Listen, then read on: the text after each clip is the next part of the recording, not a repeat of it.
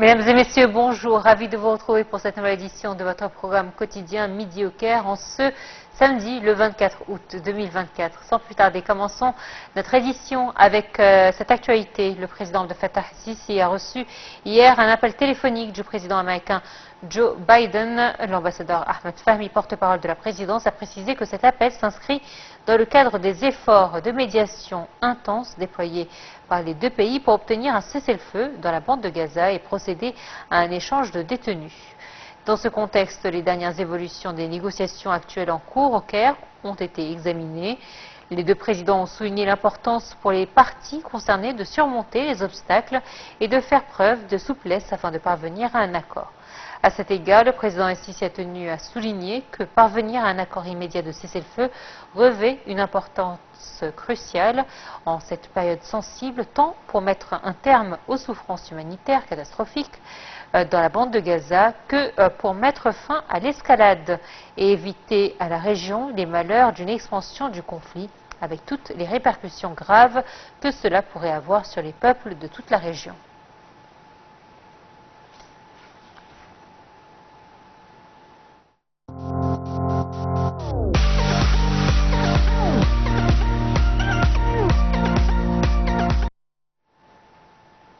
En marge de sa participation à la réunion ministérielle de la TICAD à Tokyo, Dr Badr Abdelati, ministre des Affaires étrangères, de l'immigration, a rencontré plusieurs représentants de la communauté égyptienne au Japon. Cette rencontre s'inscrit dans le cadre des efforts continus du ministre pour maintenir un contact direct avec les communautés égyptiennes à l'étranger lors de ses visites officielles. Selon une déclaration de l'ambassadeur Ahmed Abou Zeid, porte-parole du ministère des Affaires étrangères, Dr Abdelati a souligné l'importance particulière que l'Égypte accorde à ses ressortissants à l'étranger et à la consolidation de leurs liens avec leur pays d'origine. Il a également expliqué que la décision de fusionner les ministères des Affaires étrangères et de l'immigration visait principalement à renforcer la communication effective entre les communautés égyptiennes à l'étranger et les missions diplomatiques égyptiennes dans le monde entier. À cet égard, le ministre a insisté sur l'instruction qu'il a donnée à tous les ambassadeurs et chefs de mission égyptiennes dans les pays concernés de donner une priorité absolue aux questions consulaires et de répondre aux besoins des communautés égyptiennes. Le porte-parole a conclu en mentionnant que Dr Abdelati a pris soin, en fin de réunion, de dialoguer directement avec les membres de la communauté, d'écouter leurs opinions et suggestions et de réaffirmer la priorité que l'État accorde à la protection des intérêts de ses citoyens, où qu'ils se trouvent.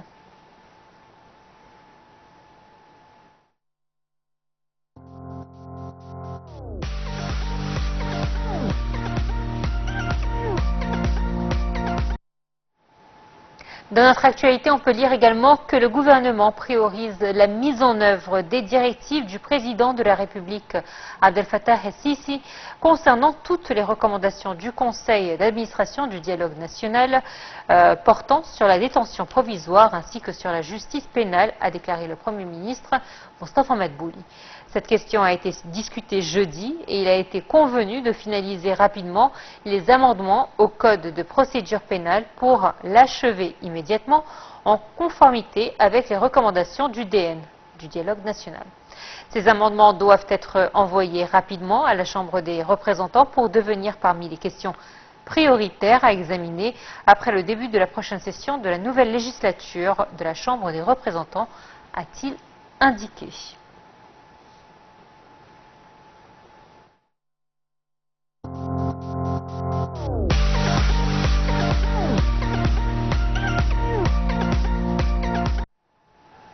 Le ministre de la Défense et de la Production militaire, Abdelmajid Sar, s'est entretenu avec le chef d'état-major des forces armées grecques, Dimitrios Choupis, actuellement en visite en Égypte. La coopération entre les forces armées des deux pays dans divers domaines à l'appui des efforts de sécurité et de stabilité régionale a été au cœur des discussions. Choupi a été ensuite reçu par le chef d'état-major égyptien, Ahmed Khalifa, au siège du ministère de la Défense, où un accueil officiel lui a été réservé et les chants militaires et hymnes nationaux des deux pays ont été joués. Les dossiers d'intérêt commun à la lumière du renforcement des relations militaires entre les forces armées égyptiennes et chypriotes ont été débattus. Ont pris part à l'entretien nombre de commandants des forces armées des deux pays, l'ambassadeur et l'attaché militaire grec au Caire.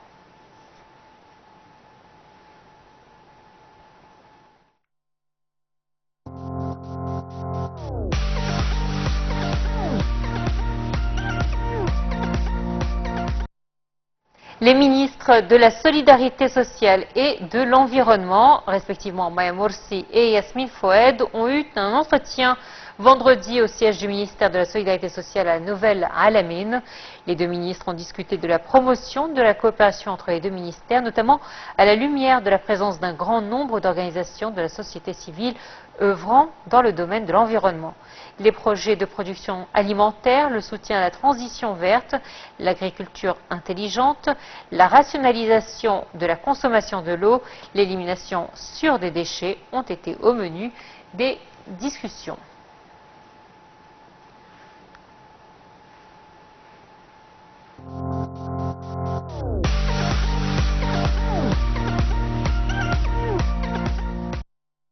Dans la rubrique économique, nous pouvons lire que les taux d'inclusion financière en Égypte ont augmenté de 181% entre 2016 et juin 2024, a dévoilé la Banque centrale d'Égypte dans un rapport sur les principaux indicateurs d'inclusion financière. Voici les détails.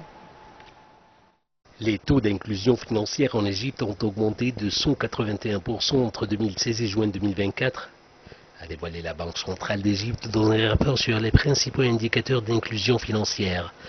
Dans son rapport, la BCE a souligné une augmentation du nombre de citoyens possédant un compte de transactions financières, que ce soit dans les banques, la poste égyptienne, les portefeuilles de téléphone portable ou les cartes prépayées.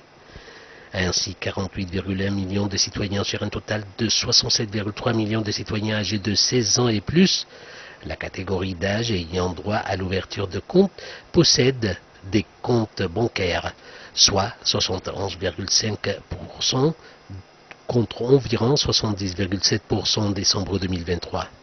Selon les indicateurs, le nombre de femmes possédant un compte de transaction financière a augmenté pour atteindre 20,8 millions de femmes, enregistrant un taux de 63,4% en juin 2024 contre environ 62,7% en décembre 2023. Le rapport explique que cette augmentation est le résultat de projets et d'initiatives lancés par la Banque centrale d'Égypte en partenariat avec le Conseil national pour les femmes, le ministère de la Solidarité sociale et de nombreuses institutions publiques pour améliorer l'inclusion financière et l'autonomisation économique des femmes.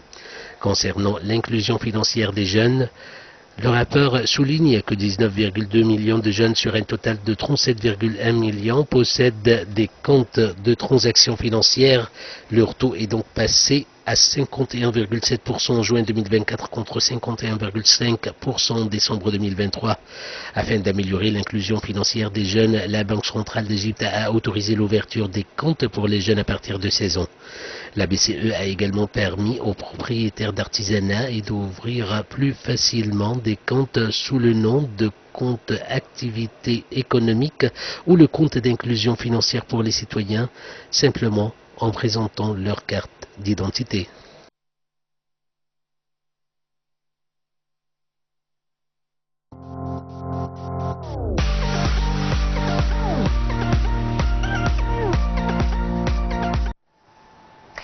On va s'intéresser sur la santé à présent. Le Conseil des ministres a approuvé un projet de décret présidentiel relatif à l'accord de financement de projets de normes relatives au renforcement de la fabrication des vaccins et des médicaments ainsi qu'à l'application des techniques médicales.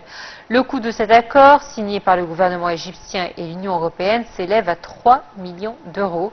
L'objectif de cet accord est de renforcer en permanence la mise en œuvre de plans nationaux destinés à consolider l'industrialisation locale en matière de produits de santé, de sorte que les citoyens aient accès de façon équitable à ce dont ils ont besoin.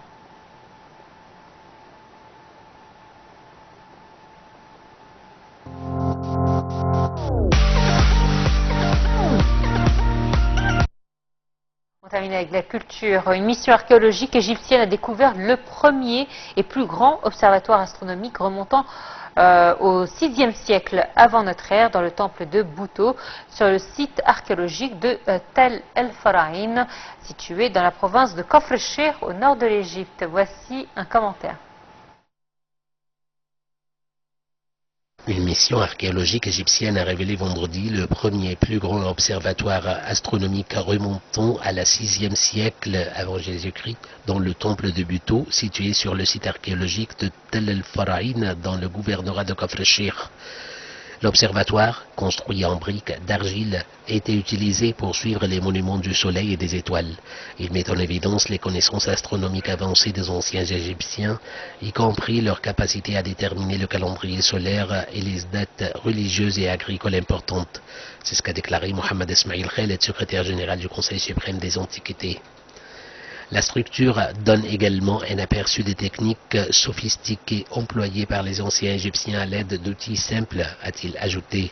Parmi les principales découvertes, l'équipe a découvert une horloge solaire en pierre inclinée et des vestiges d'un grand bâtiment en briques debout qui serait le plus grand de son genre de cette époque. L'observatoire est une structure expansive avec un hall centre en forme de L, un grand mur de briques de terre rassemblant aux entrées des collines emblématiques des temples égyptiens antiques et plusieurs salles de stockage.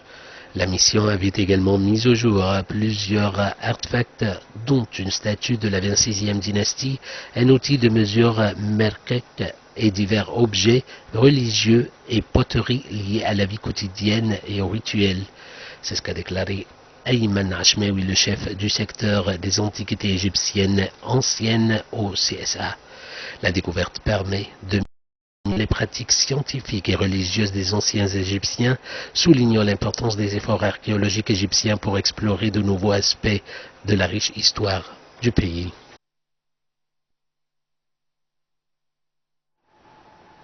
C'est ainsi donc que prend fin cette édition. Merci de nous avoir suivis. Très bonne suite de programmes sur Net TV International. À très bientôt. Au revoir.